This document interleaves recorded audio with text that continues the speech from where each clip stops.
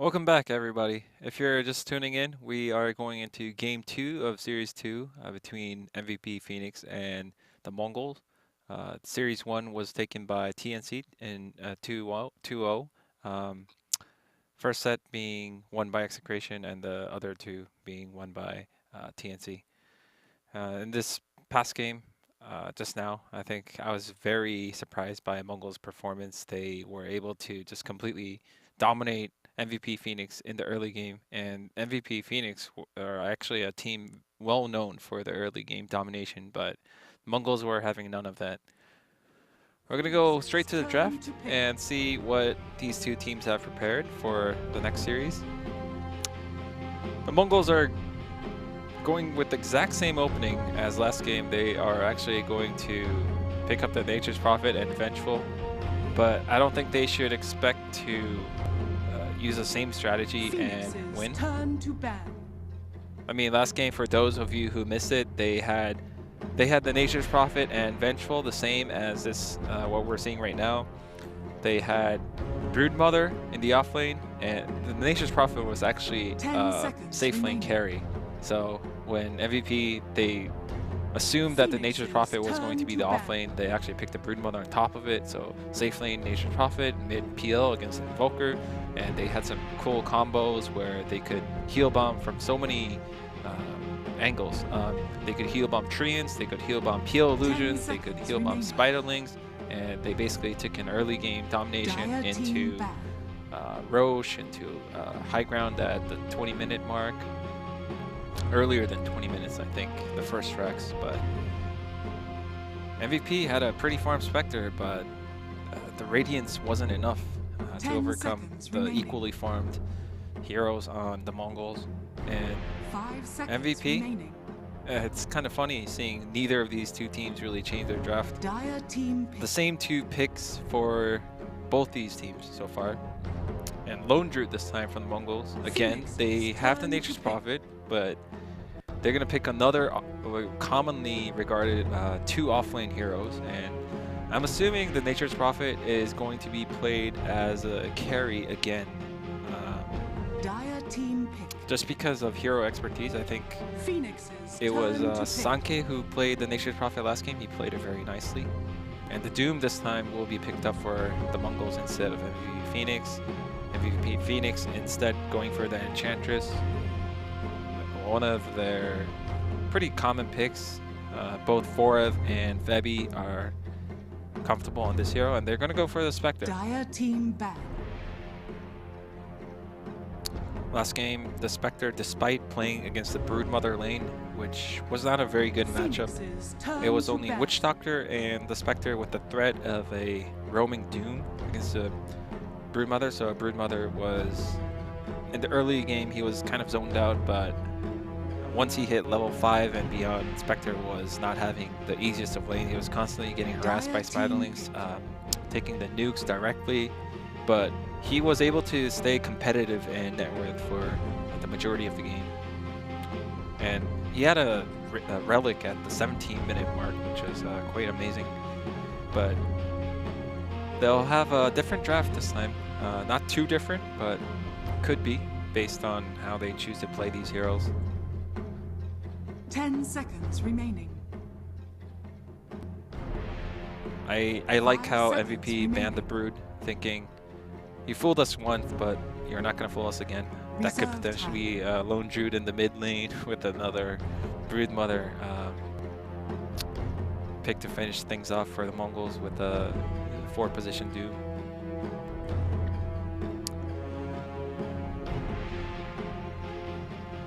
Ursa Warrior. Ursa gonna be picked up for the Mongols. This is really curious.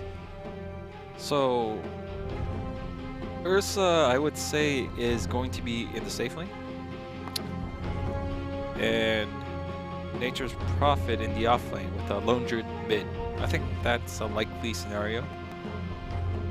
I don't really see any reason to put the Nature's Prophet mid, especially against the Invoker. I don't think that matchup is all that good. 10 seconds remaining. But Lone Druid, on the other hand, could have a pretty good time against Invoker. And Lion is going to be the finishing pick for MVP. the Mongols banned Darkseer before, so they assumed the Enchantress was going to be a support. However, that is not going to be the case. 4 will be on that Enchantress, and that is one of the nice things about having a hero that can be played in multiple positions. You can decide to switch up the roles as the draft goes on.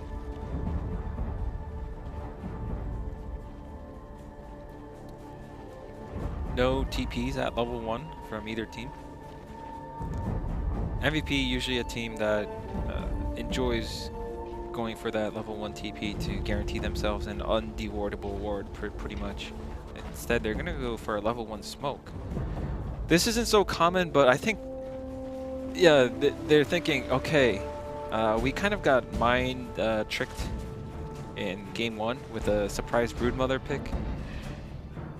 We're not gonna let you take level 1 Roche. Recently, a few weeks ago, they had a game where they got level 1 Roche, and I thought that game was kind of winnable for MVP, but when I talked to these guys, Kyo was saying that level 1 Roche screwed up their strats so bad, they probably have some traumatic afterthoughts about that.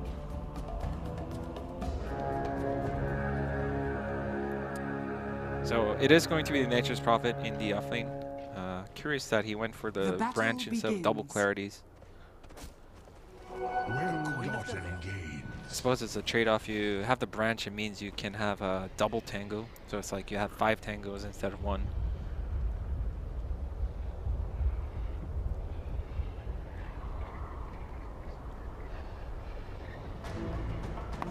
Some quick reconnects from MVP, trying to optimize their ping. They know if they lose this game, they are out, and certainly they are not too happy about last game. Based on their poor GG timing after they got mega creeped.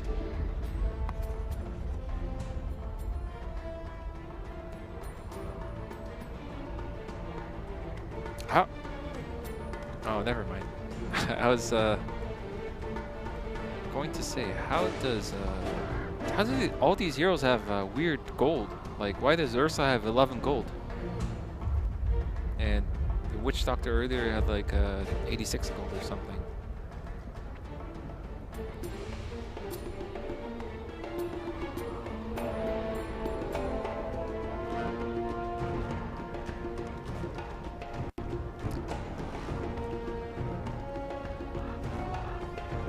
Constant disconnects from MVP. I guess they're having some router issues. They are not getting the best pings to SEA. They usually play on the China server, so they've been saying the China server pings have been one of the best since playing on the China servers. It's been really a great experience, but I guess to SEA it hasn't been too good.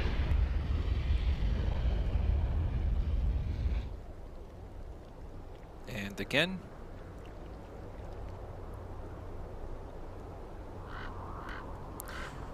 so when I look at the Mongolz draft, I'm thinking that they are going to employ a similar playstyle to game 1, which was early game domination into controlling the map, taking Roche, and with Ursa, this should be very easy. Like last game, we saw the Broodmother pick up that medallion. I think that was solely for the stable Roche. If the Roche takes too long, they might give MVP an opportunity to contest it. But last game, with the medallion, they were able to just take the Roche so fast that MVP didn't even have a chance to contest it.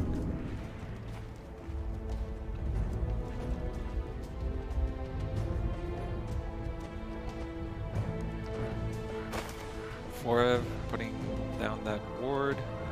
Oh, never mind. I think it is a dire ward.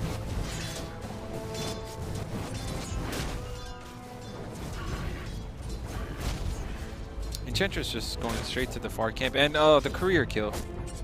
Oh, it was so close. He had boots too, so if he was actually on top of the courier, instead of as the courier was passing by, he could have gotten the kill. But it seems like he was a bit late. Oh, this game, however, the Spectre is being played by QO and Invoker by MP.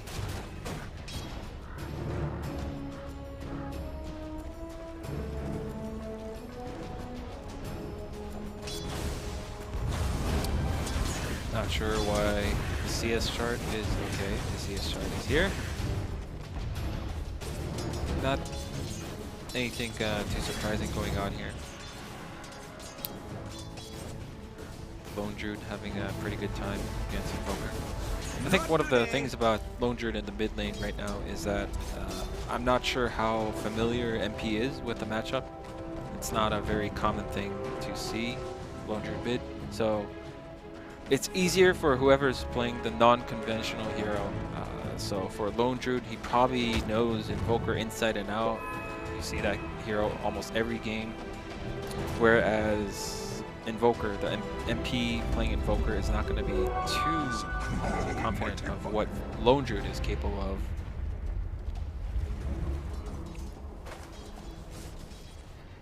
Double sentries from Dubu.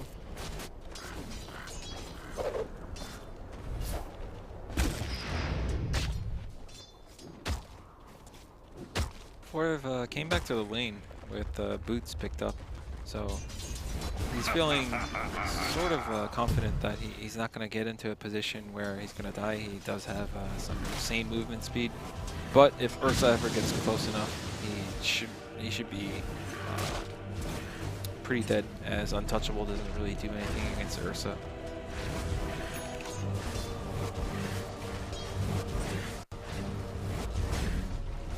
Right now, not too much movement from either side. It seems like both teams are focused on securing levels. The Nature's Prophet has been fully zoned out of the offlane. And Doom here possibly making a rotation to the Dire, but without the Nature's Prophet there, I don't think it's the safest place to go. He just put down a ward. That was his mission.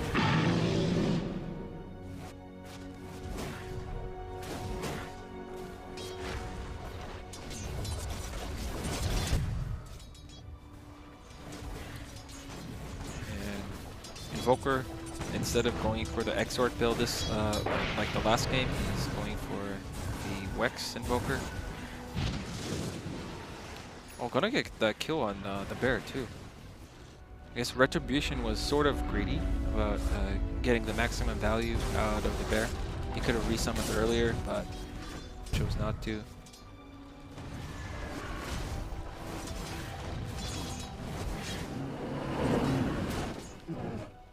I guess the Wex Invoker would be pretty efficient this game, considering Ursa doesn't really have a high mana pool, and even though that hero is not, never mind, that hero is pretty mana dependent. You need to be able to cast Overpower. Your ult doesn't cost any mana, but your ult is kind of useless if you can't really hit the opponents. So that means EMP mana burn is going to be very effective against Doom. Ursa, probably not too efficient versus the Lone Druid, but all heroes are pretty annoyed without any mana. And nice first blood from MVP. As I was saying earlier, I think the Doom rotating into the Radiant jungle right now is pretty... it's dangerous. There's no one there to back him up.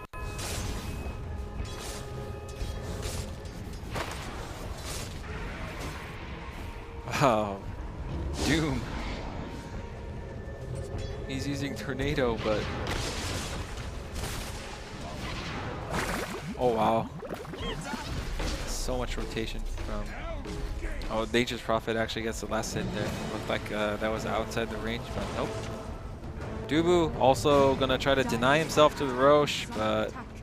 will he? Nope, just barely. Oh, MVP are pinging this. They're going Roche at 5 minutes. But yep, Mongolz not gonna do it.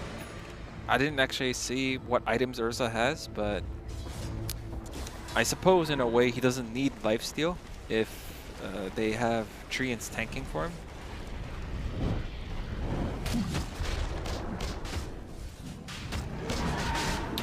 Nice mind trick from Mongolz. They pretend like they're gonna back out and then smoke back in. Looks like Doom and Ursa are taking quite a bit of damage, but still, job is done, and they secure themselves a 6-minute Roche. MVP are thinking, oh, we got fooled again. Not in terms of draft this time, but on a technical level.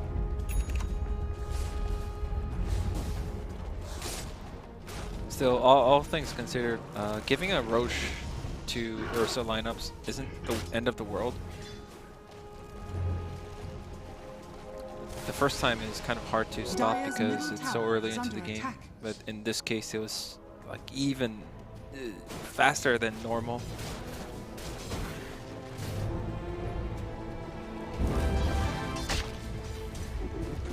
I think one of the main things that MVP have to focus on is getting that Spectre the haunt, and so far they have done a good job of making this Spectre feel very comfortable about getting his farm. He's been pretty much uncontested. They managed to zone out a Nature's Prophet, one of the harder heroes to zone out fully, so that Spectre is actually top 1 in CS, and followed by Invoker.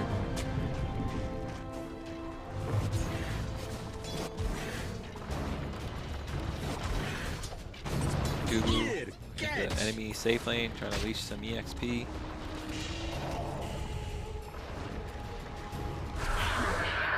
Haunt being used. Oh, he got chased away by the bear. Dire's bottom tower has fallen. So basically wasted haunt,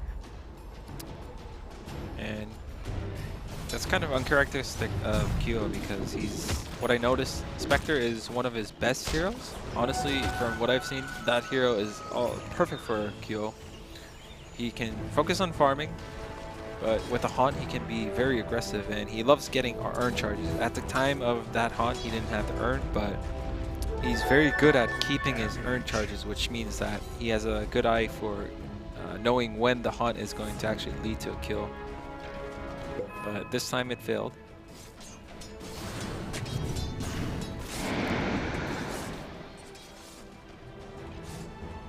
It looks like this game is going kind of opposite to what was happening in last game. MVP are the ones that are actually controlling the aggression. Ursa, oh, so much damage. He does have the Aegis though. However, one thing he does not have is his ult. Nice EMP into Pale combo. MP choosing to save his teammate rather than to kill Ursa. Gets doomed over here, but I think Invoker should be okay here. There aren't any dire heroes chasing him. Oh man, Febby, he actually took down.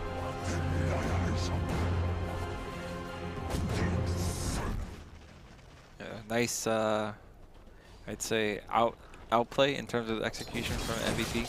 Radiant's middle tower is under attack. They could have not lost the Lion there too, but Lion underestimating the damage from Infernal Blade.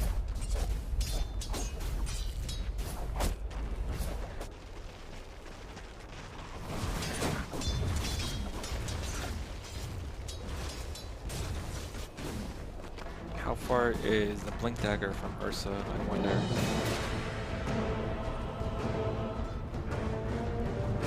Smoke play from MVP. We didn't see this too much from last game because they had to do so much defending.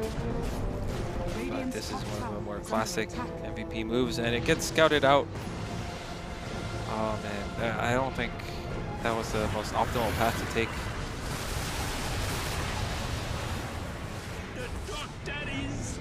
Dubu immediately dies to the Lone Druid, but however MVP do get the Nature's Prophet, but lose a Lion in the process with the 2 supports for a Nature's Prophet. Looks like Spectre is thinking about it.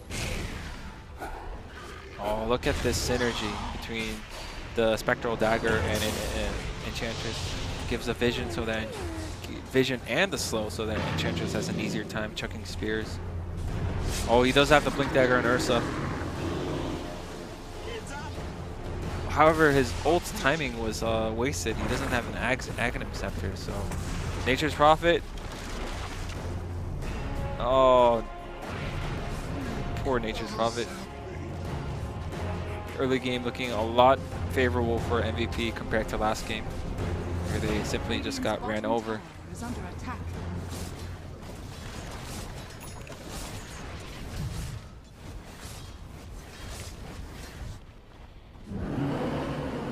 Dire's top tower is under attack. Almighty monk. Unlike the trio just pressing the tower, you don't really think of Spectre as a hero that just goes around, changes his lane to the enemy safe lane to pressure that tower. Because his safe lane was pretty secured from the early on, and then they also managed to take down the Dire bot tier 1. Tornado barely misses. It actually clips the Nature's Prophet, but doesn't really lead to anything.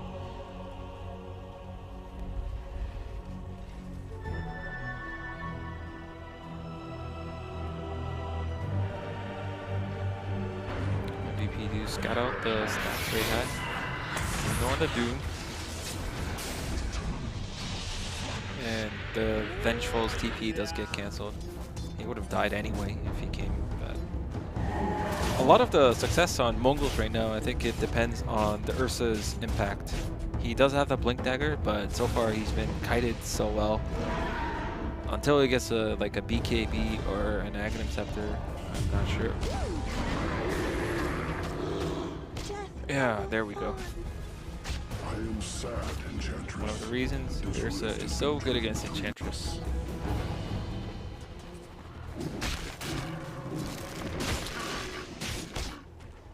He actually skipped lifesteal, which explains why he had such a fast Blink Dagger. I suppose if you don't need the lifesteal for Roche, as they did before, they tanked with the Treants and the Radiant's bottom tower is under attack. Lifesteal is nice to have, but it's not really essential. Radiant structures are fortified.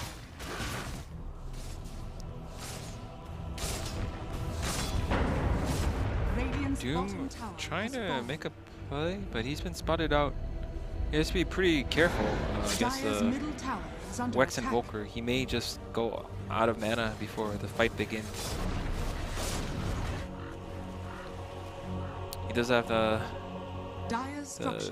energy booster on top of a magic wand, so perhaps even if he gets EMP'd, he will have the mana to cast Doom.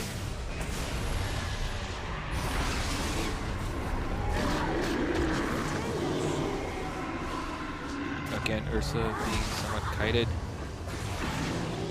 Nice finger from Febby. Dugu, however, is suffering a very tragic fate. Oh, Febby, he got rooted.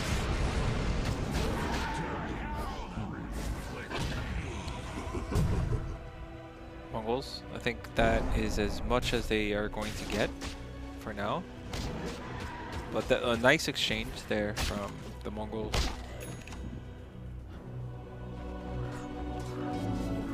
Ursa does have a lot of gold saved up. I do think he needs lifesteal. It works very nicely just in terms of him always staying full. Without any lifesteal, he's gonna, at some point he's gonna hit the jungle or the ancients, and to fight without full HP is quite an annoyance. I wonder what item Spectre will go for this game. He could potentially get a Manta instead of the Radiance opening. Some players like to go Yasha into Radiance. Just gives more fighting potential before the relic timing, and that actually in a way speeds up your Radiance because you're able to impact your team fights in a meaningful manner. Radiant's top tower is under attack. Manta would also be nice against Vengeful stuns, disjointing that, buying some time when you think you're going to get doomed.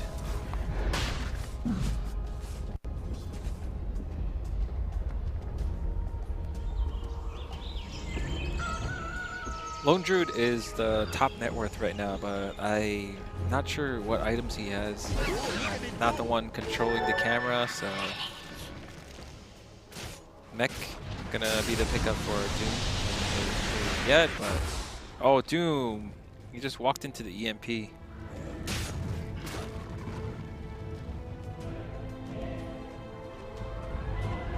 Lone Druid has 3K saved up, so I'm assuming he has a Midas, because at 16 minutes to only have 3K without the Midas is kind of slow.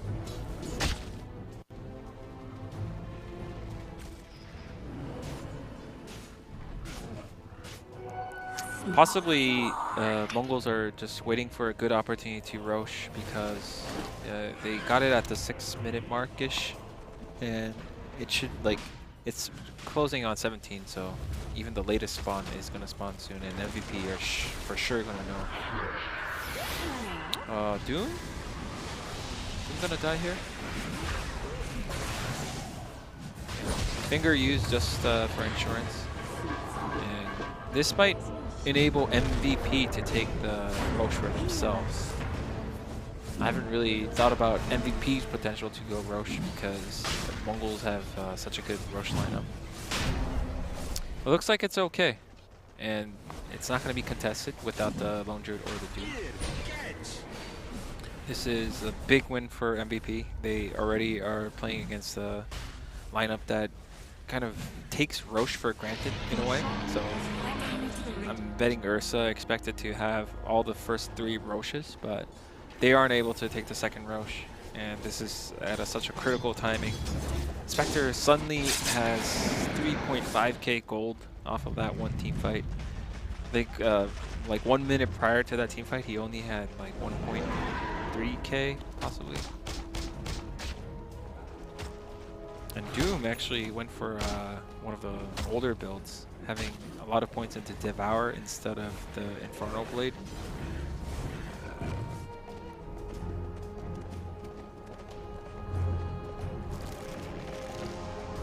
Nature's Prophet looks to be going for a Maelstrom with his Mithril Hammer. Lion hasn't been having the dream game that Febby is known for, his amazing Lion. However, with winning the last few team fights, he's been getting really close to his Blink Dagger.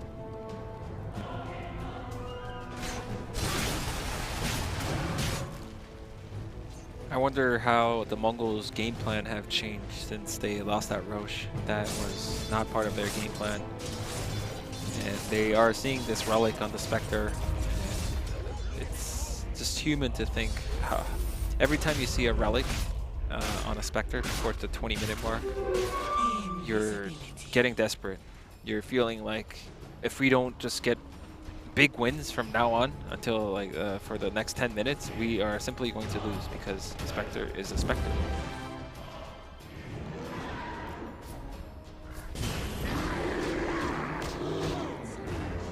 Nice and easy kill against Enchantress. Oh, nice. Dubu pings out the ward right away. Should be an easy T-ward later on. Spectre does get that Radiance before the 20-minute mark. Heroes that are gonna have such an annoying time versus, I mean, I guess it's everyone. Maybe the Doom won't be affected too much by it because the Scorched Earth will counteract the Radiance damage, but he won't be able to blink, and I'm assuming he wants to go blink. Same for the Ursa. Ursa won't be able to blink. Saving up 3k gold. I'm not sure for what, but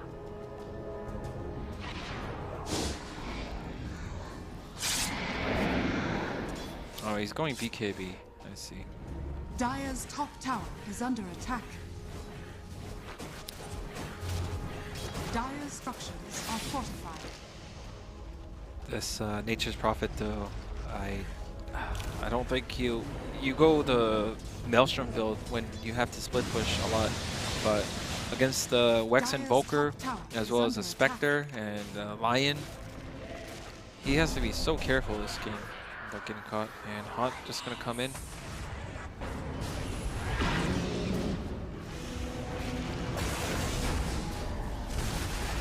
Nice finger there to ensure the kill. Doom is used on Invoker.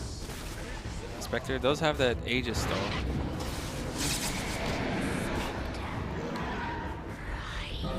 Enchantress doing a lot of work.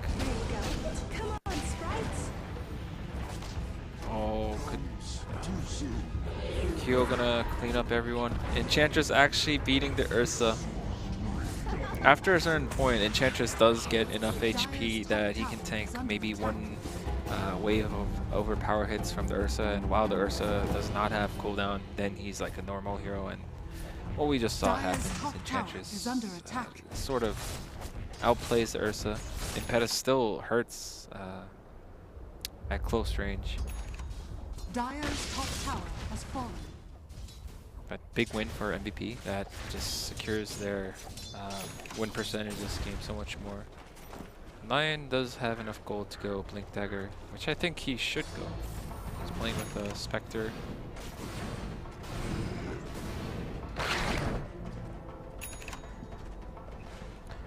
Radiance now is complete for the Lone Druid. However, I'm not sure how much impact this will have. It'll be seen. Poker coming in strong. Nice EMP Tornado catches 2 heroes.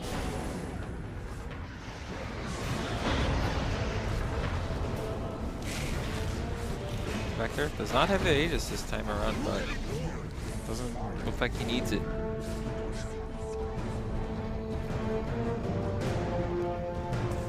Oh, so much trouble for the Mongolz this game. Dire's middle tower is under attack.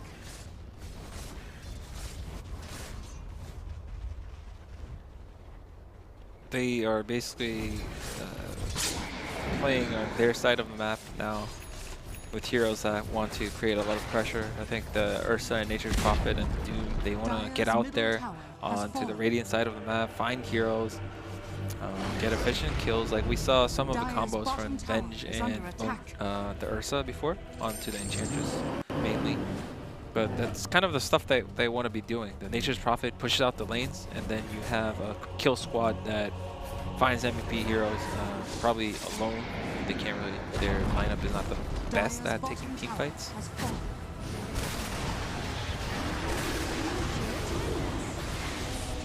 Kind of a weird use there from Invoker. I think he thought he was the one getting swapped in. Oh, nice force staff from Forev.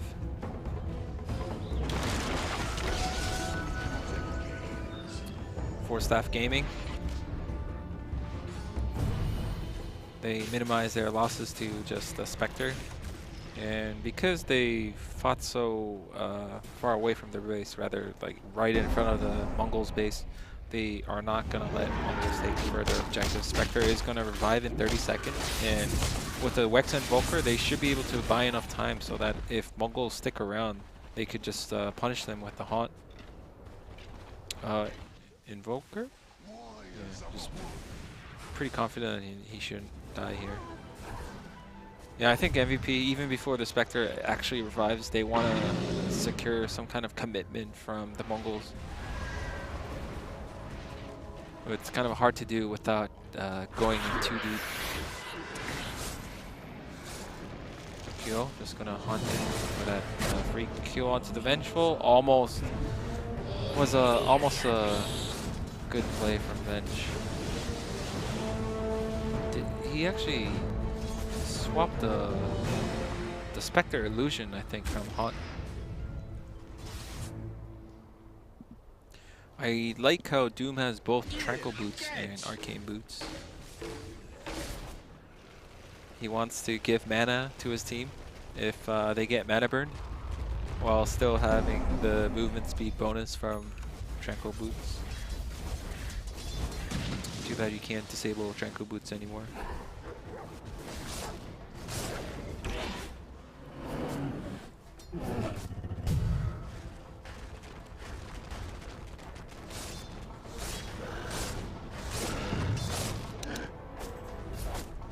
MVP just gonna confidently farm up the map while they wait for Haunt, I presume.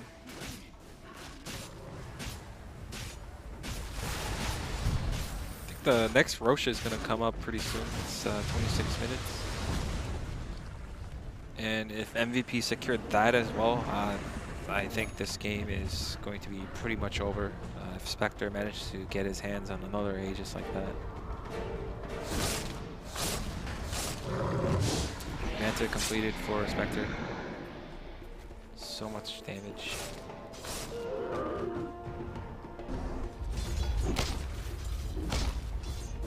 Ursa hasn't seen too much progression for a while. His team hasn't really won any significant team fight.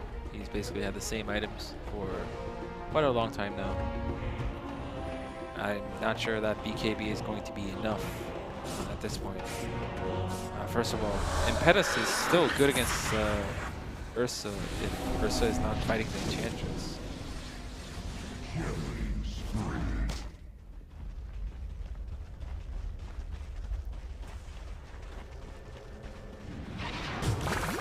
Oh, Fabi finds the Ursa. Dead Ursa. Sorry. I think, did Ursa not have a TP? I think what he should have done is BKB enraged and TP out.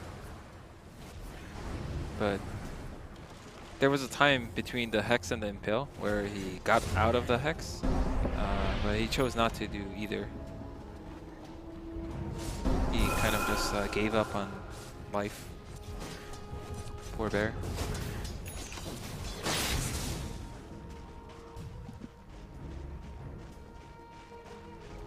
Nature's Prophet gonna follow up with a BKB, but I don't know. He needs to go BKB, but it's one of those scenarios where you go BKB because if you don't, you're so screwed. But even if you go BKB, you still have to deal with a lot of different problems. Like if BKB doesn't solve Impetus damage, it doesn't solve Spectre, even without Desolate, can still hurt quite a bit. Same with Witch Doctor, Death Wards. Not to mention the Invoker actually can do a lot of physical damage to the Alacrity.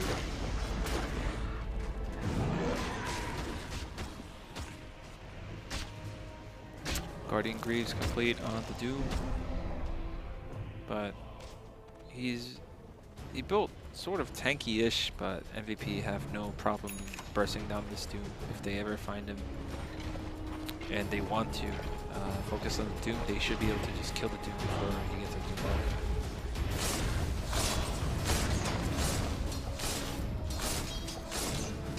Let's look at how efficient MVP are in comparison to Mongolz right now, thanks to the Spectre being able to just farm the opposite lane. It looks like he is going to be ganked though, very soon. Doom gonna go in, possibly a Manta dodge here. He actually chose to use Reality first. Nice pick off from the Mongolz. Silly kill. Should have used Manta first. Dire's bottom tower is under attack.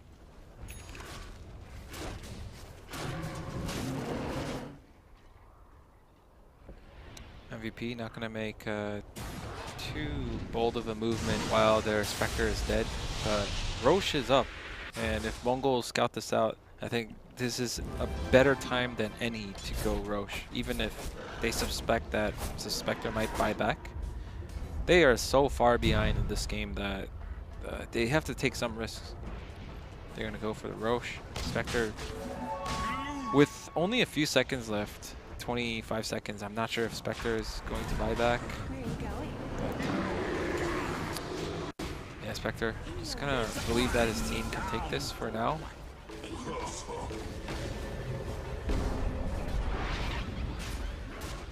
Oh, Feddy links into a very nice set of trees. Dire's courier has been killed. Oh, the gem.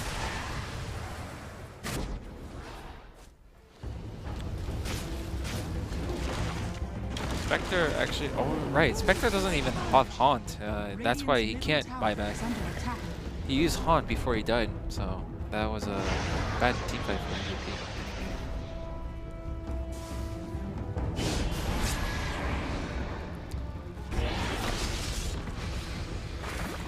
Nice Impale and hacks onto the Aegis Prophet. Febby will lose his life for it. Oh my god. Kyo does not have a Quelling Blade to get in there. It's kind of a frustration haunt. He wanted the Nature's Prophet pretty bad, but Nature's Prophet successfully isolates himself with the Sprout and TPs away. Big win for Mongolz, I would say, overall. They don't manage to get the Roche though, which was their initial objective. They forced the Haunt though, which is one of the biggest, like this game revolves around Haunt timings right now.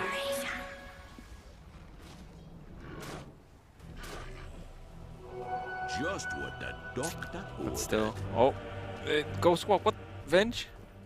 He doesn't have anything to reveal the Invoker.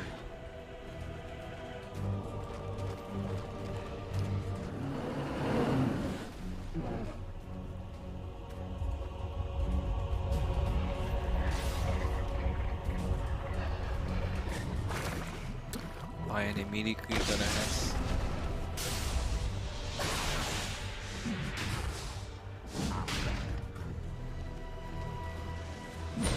And now MVP are gonna secure this Roche. I don't think Mongolz wanna fight with anything less than their full force against 5 of MVP, even though they don't have Hunt for now.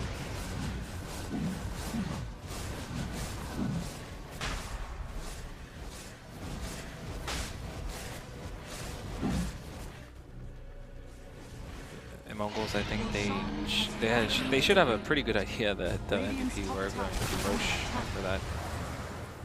I'm wondering if they are out of smokes or they can't expect to win other way. Like giving up Roche and still winning, I don't see that happening for Mongolz. They had to take some kind of risk if they wanted to stay competitive this game.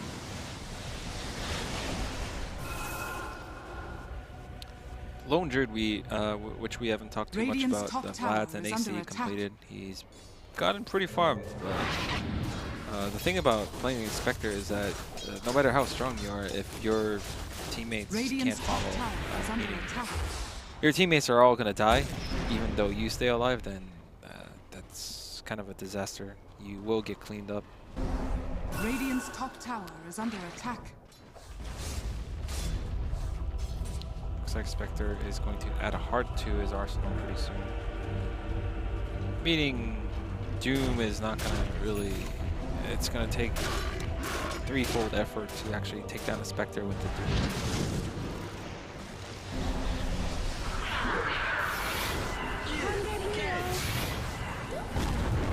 Doom is killed without being able to use Doom, and Enchantress is also killed, but this Ursa have used both Enrage and BKB to kill that Ursa, Enchantress. I will rise next season. Dire's bottom tower is under attack. That is a surprising amount of damage. However, he doesn't get finished off. MVP though, they are going to get at least 2 sets of racks, I feel. Masquerade bought back on the Nature's Prophet, but I don't... The creeps are already in the Dire base. The split pushing right now is not going to help. It's just a desperation move. Dire's bottom barracks has fallen. Ursa being chased away by a lion kind of summarizes the situation Mongols are in right now. Dire's middle tower is under attack. Doom does have the Doom, which he wasn't able to cast, but Dire's structures are fortified. Spectre has an Aegis. I don't think you... Don't die again without casting Doom. Oh my god. This is pretty much over. GG. At least the Mongols have the decency to have good GG timing, unlike MVP Phoenix last game.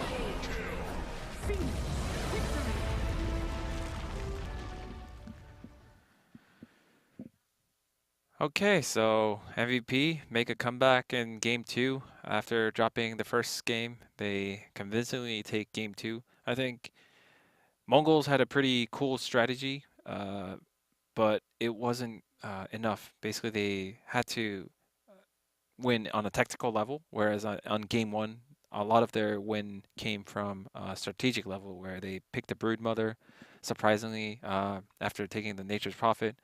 But MVP, after game one as a warm-up, they were kind of ready for the mind games that Mongols were going to pull on them, and it came down to fair and square Dota, and MVP just kind of outperforming Mongols in terms of execution. Their timings were cleaner, and we're going to do a final series after